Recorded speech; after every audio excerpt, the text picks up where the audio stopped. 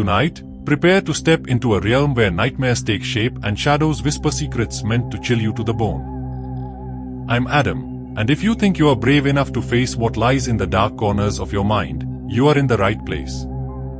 Turn down the lights, get comfortable, and steel yourself for a story where the line between reality and terror is impossibly thin. Stay sharp, here in Whispered Fables, your worst fears are about to come to life.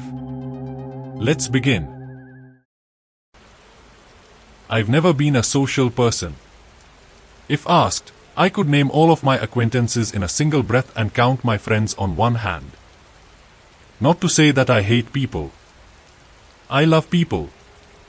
It's just that I get really bad anxiety when it comes to talking. If any aspect of a conversation catches me off guard, if I haven't mentally prepared myself, then I shut down. I can't think no matter what I do. It feels like my head is weighted and I'm drowning in burning sand. I've tried fixing this problem before. Believe me, I've tried. I've given it a shot at everything from self-help books and meditation to exposure therapy and the ever-present advice, stop being a pussy. Nothing works. As you can imagine, I've messed up more than my fair share of job interviews because of this. In fact, the only job I managed to get was a night janitor's position at my old high school. It made sense really. I knew the building, so the learning curve was easy, and since I was there at night, I didn't have to worry about running into anyone. It was a perfect fit. Due to my work schedule, however, I usually found myself awake at night even when I wasn't working. My whole circadian rhythm was messed up. So there I sat, alone in my one-room ground-floor apartment at 3 a.m. on a Friday. I finished work early and had the whole weekend to myself.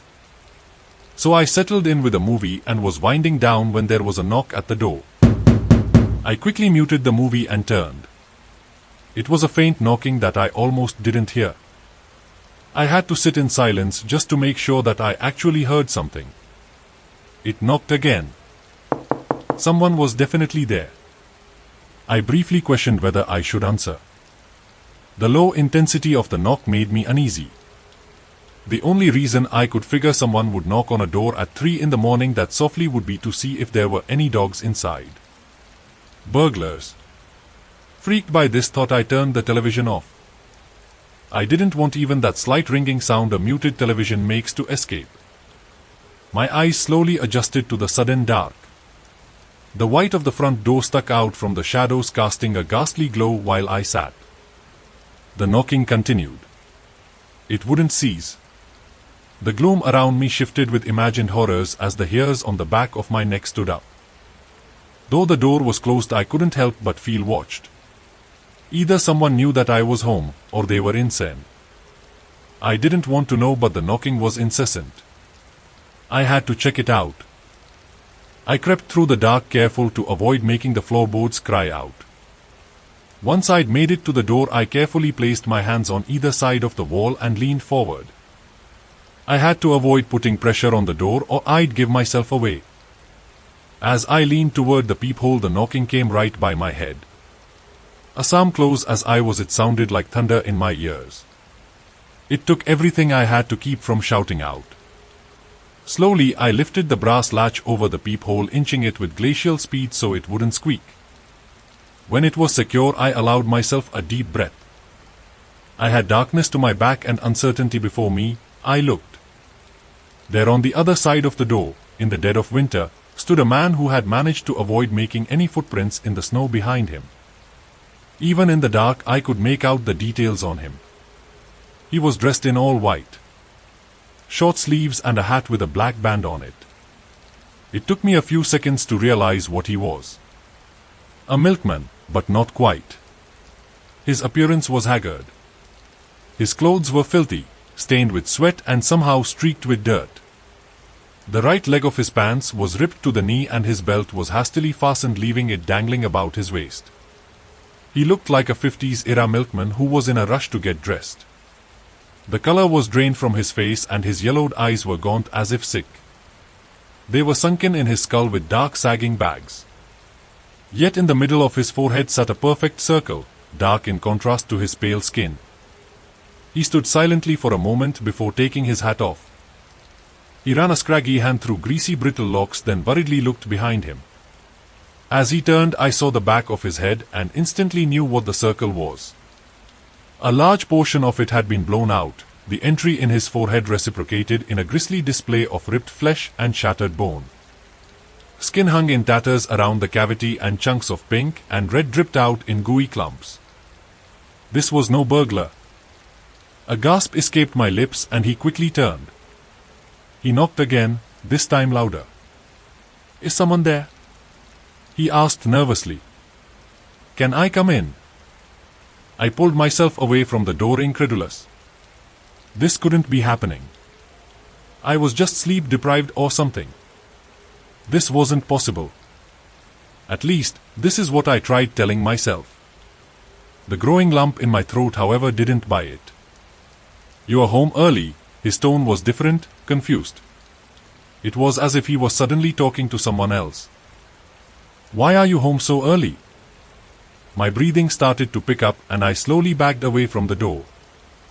I tiptoed away, staring at the nocturnal blue glow coming from the still open peephole. A phone. I needed a phone. He kept talking as his knocking grew louder. "Come on, open the door already." I fumbled through the dark like a blind man until I reached the couch. I reached down and on the middle cushion my phone sat. I grabbed it and hit the screen unlock. Nothing. The phone wouldn't come on. "Why were you home so early? You shouldn't be here." I pulled the battery pack out and put it back in, still nothing. Maybe I was hitting the wrong button because I couldn't see?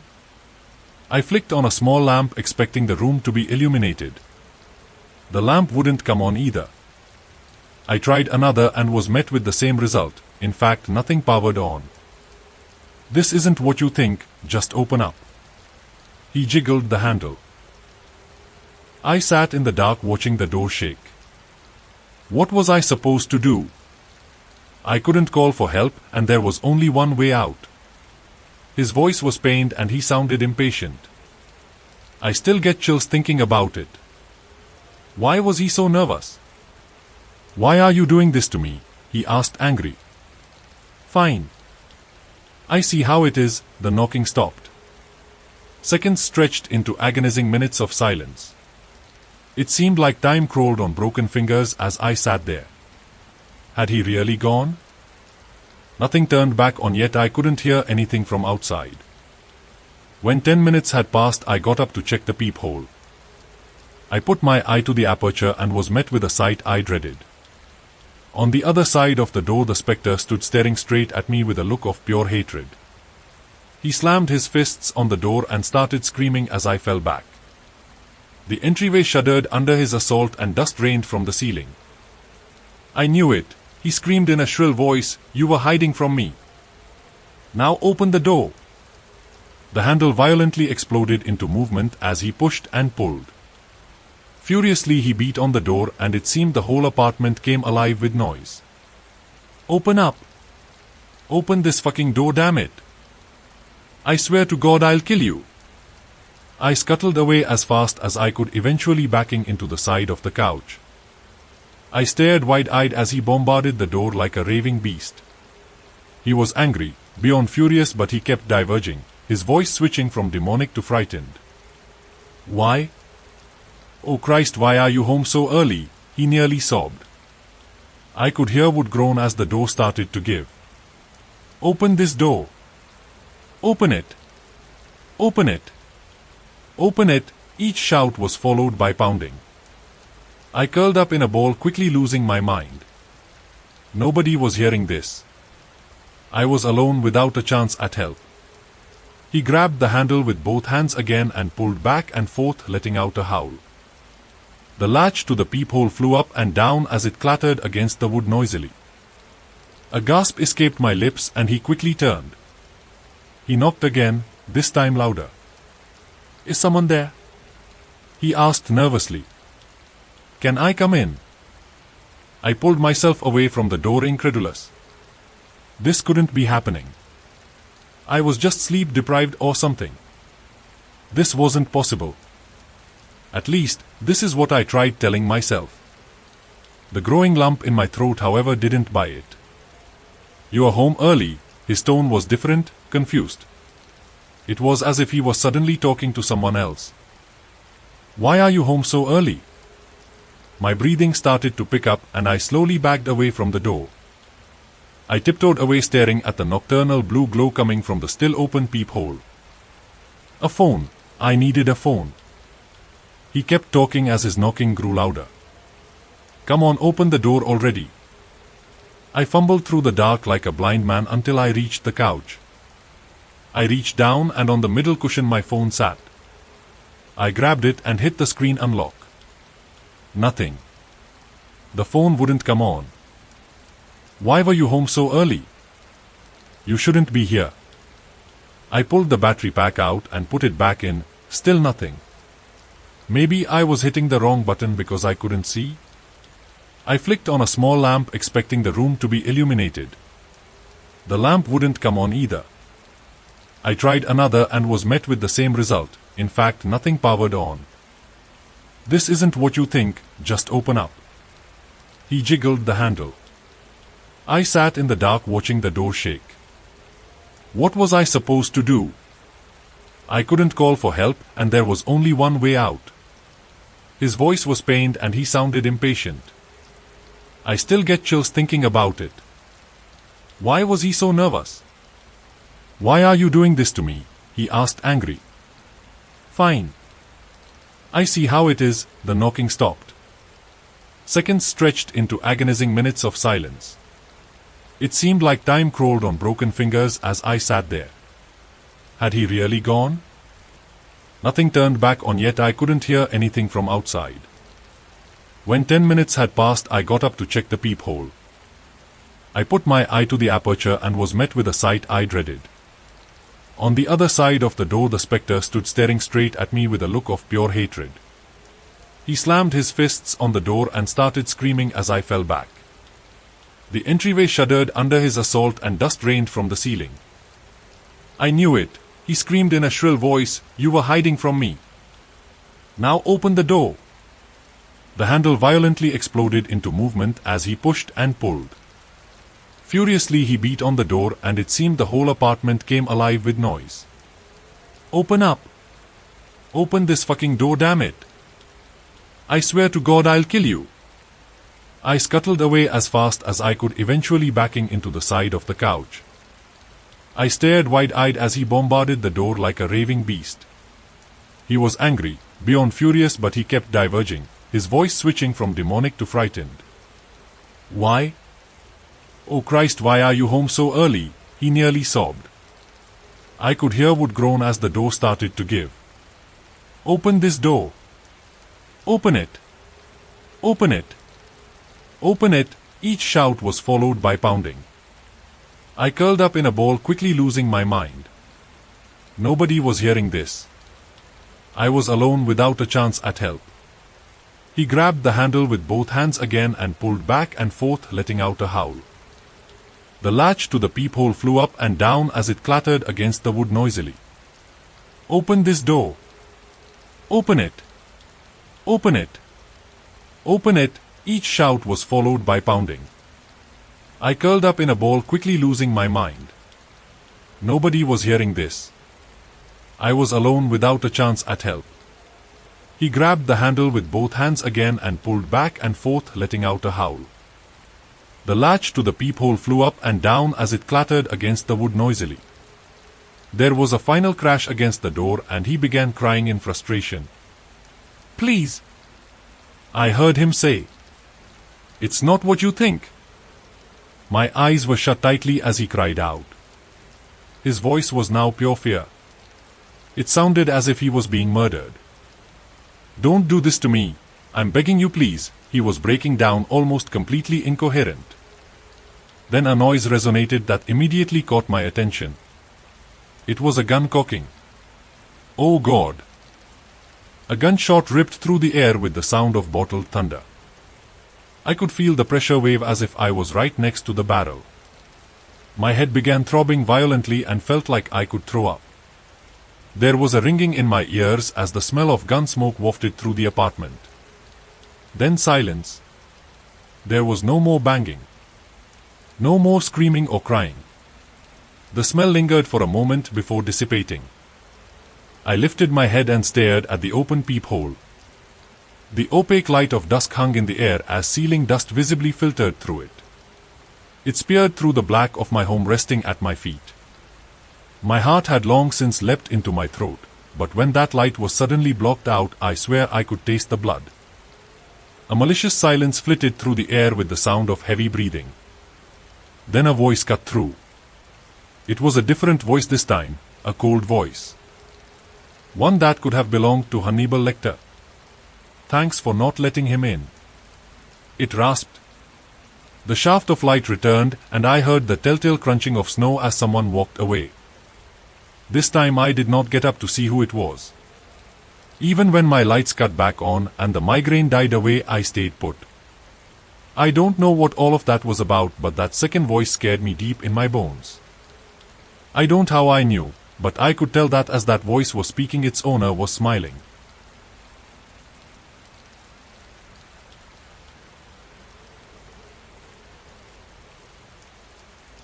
Hi, I'm Laura. Today, I'm going to tell you about something that happened to me, a story so unsettling that it feels like it could have come straight out of a horror movie. It's a story about a seemingly innocent housewarming gift that turned my new beginning into a living nightmare. I hope you are ready for a tale that will make you question every shadow and creak in your home. I just bought my first house, a charming but slightly worn Victorian on the edge of town. After years of saving and dreaming, I was thrilled to finally move in. The house had character, original woodwork, creaky floors, and a quaint, old-world charm. I spent the first few days unpacking and decorating, filling the rooms with my belongings and hopes for the future. The house was eerily quiet, a stark contrast to my bustling apartment. That first night, I lay in bed listening to the unfamiliar sounds of the house settling around me, the soft groans of wood and the occasional distant creak. I was just about to drift off when the doorbell rang. It was strange, no one knew I was moving in yet. I answered the door to find a small, unmarked package on the doorstep. My name was written in hasty handwriting on the top. Curious and slightly apprehensive, I brought it inside. The package was heavier than it looked. I carefully unwrapped it and found an old-fashioned doll inside. The doll was disturbing. Its face was so lifelike that it almost seemed real. Its glassy eyes followed me as I moved, and its mouth was slightly open in a permanent, unsettling grin.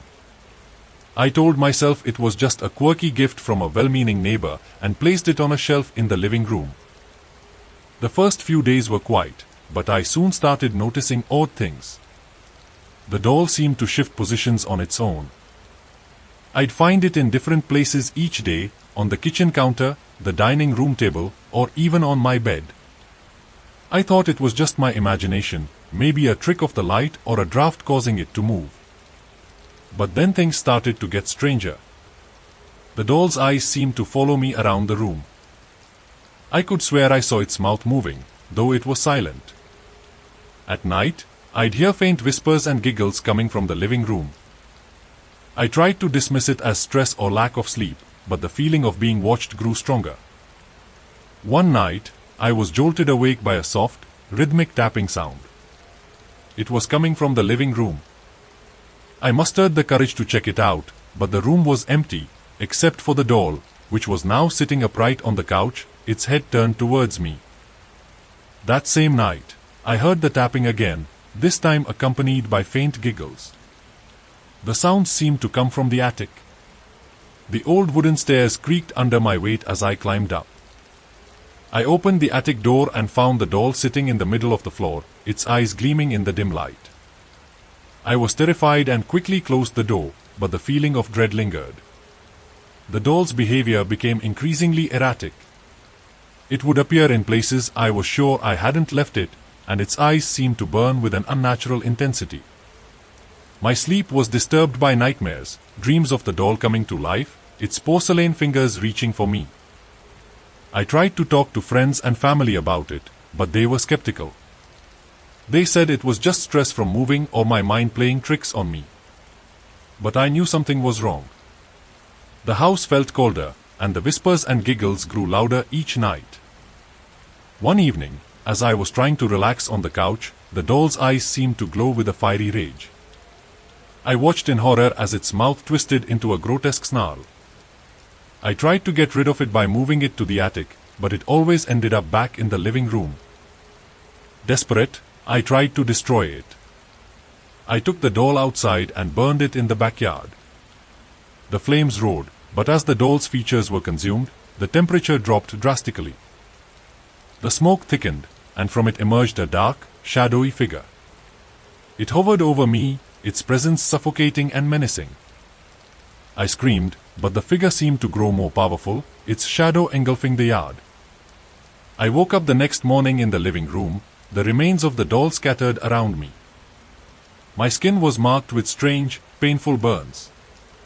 The house felt colder, and the oppressive presence lingered. I knew I had to leave, but I couldn't shake the feeling that the spirit was still with me.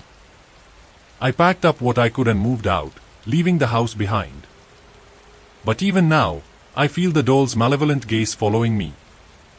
I hear whispers in the dark and see flickers of movement from the corners of my vision.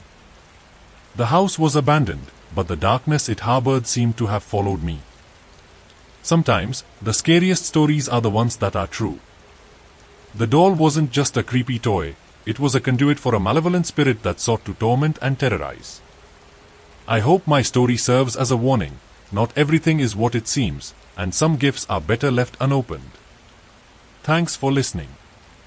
If you ever find yourself with a mysterious gift or a haunting presence, remember my story and take care. Some things are better left untouched, and some fears are very real.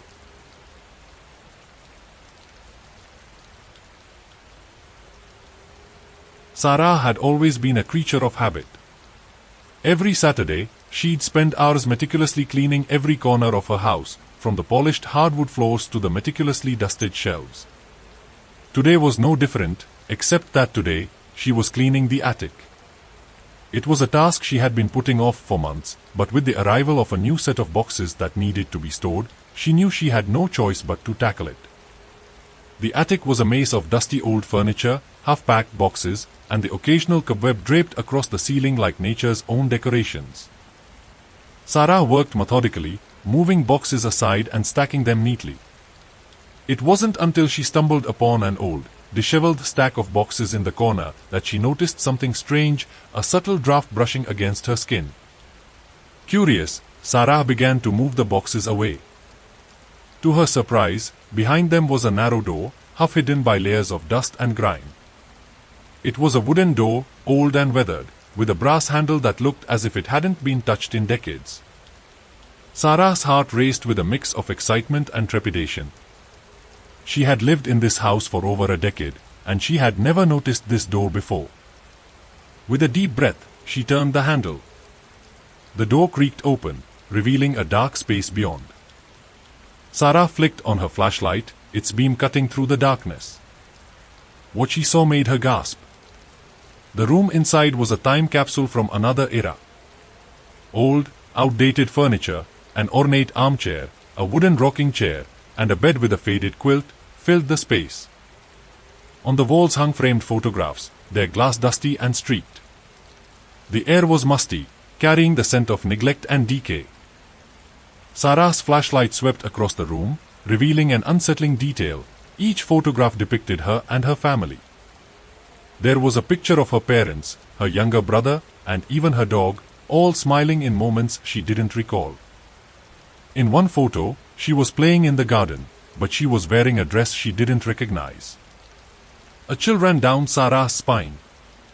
How could these photographs exist if she had never seen this room before?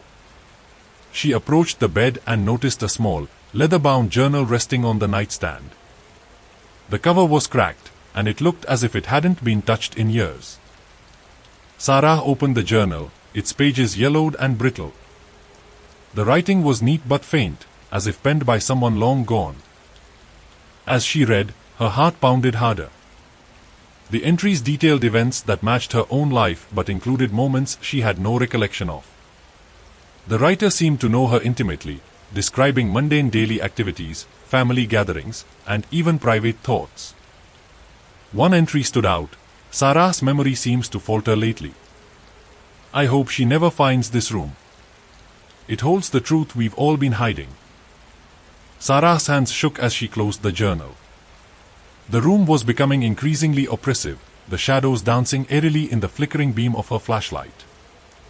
She felt as though she was being watched, though the room was empty save for the furniture and the photographs. As the hours passed, Sarah's unease grew. The photographs seemed to shift, the faces watching her with an unsettling intensity. Every creak of the house sounded amplified, echoing through the attic as if mocking her fear. A sudden noise made her jump. It was a faint, rhythmic thumping coming from the direction of the hidden room. Sarah's flashlight flickered, and she could have sworn she saw a shadow move in the corner of her eye. She tried to convince herself it was her imagination, but the growing sense of dread was inescapable. In a moment of panic, Sarah fled the room, slamming the door shut behind her.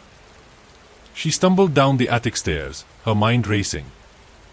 She knew she needed to tell someone, but who would believe her? She had no proof, only the journal and the eerie room that seemed to defy reality. Determined to uncover the truth, Sarah returned to the attic the following day. The hidden door was still there, but when she tried to open it, it was locked. Desperate, she tried every tool she could find to break the lock, but it was futile. Days turned into weeks, and Sarah's obsession with the hidden room began to take a toll on her. Her family grew concerned as she became increasingly withdrawn. She had nightmares about the room, waking up in cold sweats, unable to escape the feeling of being trapped in that forgotten space. One night, unable to sleep, Sarah decided to investigate further. She dug through the old boxes in the attic, hoping to find clues that would explain the hidden room. Among the dusty items, she found an old family photo album. As she flipped through the pages, she came across a photo of the house, taken from an angle that showed the hidden room's location. The realization hit her like a ton of bricks. The hidden room wasn't just a forgotten space, it was a part of a secret her family had tried to bury. The journal had mentioned something about the truth and memory faltering, and now Sarah understood why. The room had been hidden away, its existence erased from their collective memory. Desperate to understand more, Sarah visited her parents, hoping they would shed some light on the mystery. They were evasive, their faces tense and guarded. Her mother finally broke down and confessed. Years ago, the family had been involved in a tragic accident, a fire that had claimed the lives of several people. The hidden room was part of a coping mechanism, a way to keep the past at bay. Sarah learned that the photographs were not just unsettling artifacts, they were reminders of happier times that had been buried in the aftermath of the tragedy. The room was a sanctuary for their collective grief, a place where memories were preserved in a distorted, haunting form. The hidden room was finally revealed not as a malevolent entity but as a painful reminder of the past, a place where the family's darkest secrets were locked away. Sarah realized that the room wasn't meant to hurt her. It was a relic of a painful history that her family had tried to erase. Sarah left the hidden room behind, the door locked once more. She understood that the room was a part of her family's history, a piece of their past that could not be erased or forgotten. As she moved forward, she found solace in confronting the truth, knowing that the shadows of the past could no longer hold her captive. The hidden room remained a silent testament to the family's history, a place of eerie memories and unresolved pain. For Sarah, it was a reminder that some secrets are buried for a reason, and some doors are best left unopened.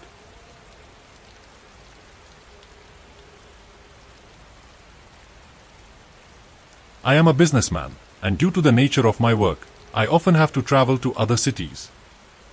Sometimes, this even requires me to stay away from home overnight.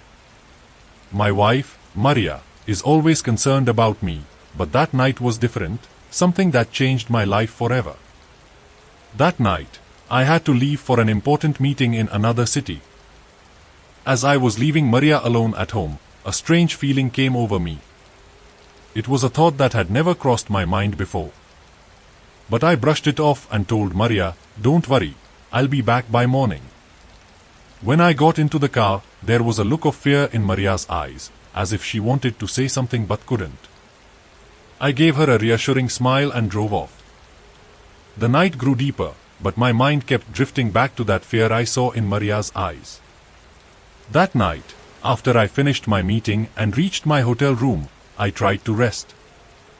Just as I lay down on the bed, the phone rang. It was an unknown number. I picked it up and heard a trembling voice on the other end. "Did you talk to Maria?" My heart skipped a beat. "Who are you? And what are you talking about?" I asked, my voice shaking. But the call had already ended. My heartbeat quickened. I immediately tried calling Maria, but her phone was off. I spent the entire night tossing and turning, restless with thoughts of Maria. Was she okay? I tried to convince myself that she was probably asleep, but my heart wouldn't settle. Waiting for the morning became unbearable. As soon as the first light of dawn broke, I hurriedly prepared to return home. All the way back, I kept trying to call Maria, but there was no response. My heart was sinking. When I reached home and found Maria lying dead, I was devastated. After a while, when I regained some composure, the thought of that mysterious call struck me. I began searching Maria's room for any clues. Under the bed, I found an old diary. In that diary, Maria had written about her thoughts and daily events, but the last few pages were filled with strange and disturbing entries. Maria had written that she heard strange noises in the house at night, as if someone was following her. She even mentioned seeing a shadow in her dreams, coming closer to her every night. I contacted a few of Maria's close friends to gather more information. One friend, named Zara, told me that Maria had been extremely anxious in the last few days and mentioned several times that she felt someone else was in the house. But whenever she brought it up, people dismissed her as paranoid. Zara also mentioned that Maria had received a strange phone call a few days before her death, after which her behavior changed drastically. Zara had tried to console Maria, telling her to forget about it and stay calm, but Maria's fear kept growing. Following Maria's diary entries, I began searching the house, particularly in the places where she mentioned hearing the strange noises. One night, when I was alone in the house, I started hearing those same noises. It was like someone was walking on the floor, but there was no one there. I was terrified. Suddenly, a shadow passed right in front of me, and I realized that Maria's fear hadn't been unfounded. I quickly turned on the lights, but there was no one there. To uncover the truth behind Maria's death, I sought the help of an old friend who was a researcher. We began investigating the history of Maria's house, and it was revealed that many years ago, a woman had committed suicide there. Her husband had also been away on business when the tragedy occurred. Maria's diary entries and the conversations with her friends led me to believe that it was likely this woman's spirit that had been haunting Maria. After that, I contacted a spiritual expert who told me that perhaps the woman's spirit had possessed Maria's soul. As time passed, I began to feel that Maria's spirit was appearing to me as well. Every night, I heard those same strange noises, and the shadow kept reappearing before me. Eventually, I became convinced that Maria's death was not an accident, but rather the result of the vengeful spirit of that mysterious woman. One night, while I was in Maria's room, I saw the spirit of that woman standing before me. She pointed at me, and I witnessed the final moments of Maria's life. She had died in terror, overwhelmed by fear. After discovering the truth behind Maria's death, I tried to bring peace to the spirit of that woman. I decided to leave the house and prayed for Maria's soul. But even today, when I try to sleep, I hear those noises, and the shadow of Maria's spirit still lingers around me. Perhaps Maria's soul will never find peace, and I will live forever burdened by the guilt that I left her alone that night.